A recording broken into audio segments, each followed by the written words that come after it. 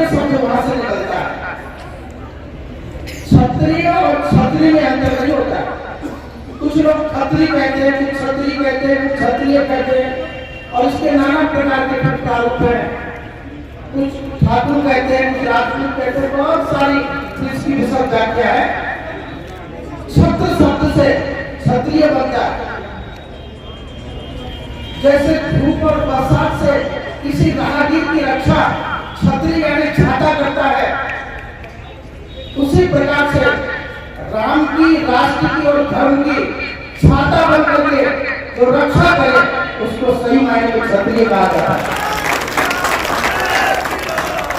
आज देश और दुनिया में विशेष रूप से राष्ट्र भारत में और विशेष रूप से हमारे प्रदेश उत्तर प्रदेश में बड़ी विडंबनाएं उत्पन्न हो रही है, धर्म की हानि हो रही है। रामचरितमानस और गीता फाड़े जा रहे हैं।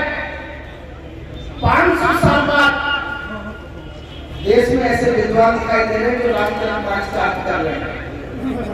मेरा उन लोगों से सिर्फ इतना स्पष्ट के माध्यम से कह रहा है, थोड़ा पढ़ाई करके आना और फिर रामचरितमानस का अर्थ करना।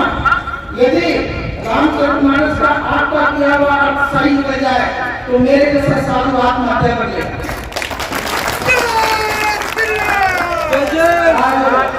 बड़ी विडंबनाएं, बहुत विडंबनाएं चल रही है। मेरा विश्वास है जिस केसरिया को लेकर के आज यहाँ सेवा बढ़ा रहे हैं, आने वाले भारत की रक्षा यही केसरिया खुद करने वाला है और आने वाले भारत और यही केसरिया खुद करने वाला है। इतना ही आग्रह करना चाहता हूँ कि आप अपने क्षत्रिय धर्म का कर्तव्य का पालन करिएगा। दुनिया का सबसे पुराना ग्रंथ वेद है और वेद का सबसे श्रेष्ठ मंत्र मैं पढ़ रहा हूँ, आप ध्यान से सुनिएगा। जो नाना प्रकार की विडंबनाएं उत्पन्न हो गई है उसका समाधान मैं करके जाना चाहता हूँ। ब्राह्मण सुखम आसीत बाहु राजन्य पिता हो तदस्य जलवैश्य पट्टा शुद्ध हो जाएगा। ये धर्म मजहब और भारत के संगठित हिंदुओं को विघटित करने का जो कुछ चल रहा है, इसे समझना होगा। विधाता जी ने जब इंसान की उत्पत्ति की थी, जब दुनिया में मनुष्य को उसने बनाया था, तो ब्रह्मा जी के उस मंत्र क्या कहता है, जब दुनिया का इंसान पढ़ने और पढ़ाने का, सुनने और सुनाने का काम करेगा तो वो ब्राह्मण कहलाएगा। जब देश पर धर्म पर संकट पड़ेगा और जब वो अपनी भुजाओं पर, अपने भुजाओं के बलबूते अपने देश की रक्षा और सीमाओं की सुरक्षा करेगा तब वो क्षत्रिय कहलाएगा। जब वो देश राष्ट्र धरती के जीव मात्र के उपार्जन की व्यवस्था करेगा तो वैसे कहलाएगा।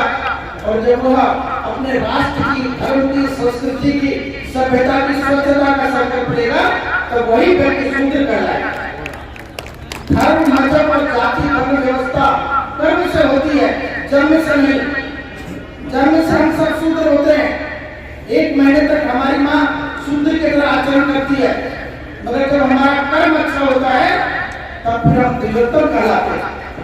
मैं आज इस सभा को ये निवेदन करते हुए कहना चाहूंगा कि आपका जो परम कर्तव्य है, इस राष्ट्र भारत के इतिहास के उन पन्नों को जरा पढ़ के देखो जिसकी जो स्वर्ण लिपियों में लिखा गया है, जिसमें पद्मावती का नाम लिखा हुआ है, जिसमें महाराणा प्रताप का नाम लिखा हुआ है, जिसमें तमाम देश की बड़ी बड़ी विभूतियों, चाहे छत्रपति जी हो, चाहे बड़े बड़े वो राजा और चक्रवर्ती राजा दशरथ जैसे लोग हो। आज राम को सर झुकाने के लिए दुनिया क्यों व्याकुल है? मैंने आज तक दुनिया में ऐसा चरित्रवान, ऐसा महान, ऐसा विद्वान और ऐसा दयालु राजा अपने इतिहास में नहीं पढ़ा जैसा मेरा राजा रामचंद्र है।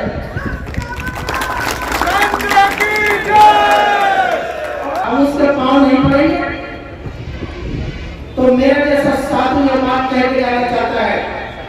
मैं दिल्ली राम रही का उद्घाटन करने गया था, पत्रकारों ने मुझसे कहा कि बाबा जी सुप्रीम कोर्ट में चल रहा है ये केस, आपको डर नहीं लगता तिहाड़ ले जाने से? साहब मैंने कहा मेरे 2 पीढ़ी पहले के महात्मा तिहाड़ ले जा चुके हैं, अगर राजा रामचंद्र जी के लिए काम करने के लिए मुझे आजीवन जेल जाना पड़े तो मैं तैयार हूं।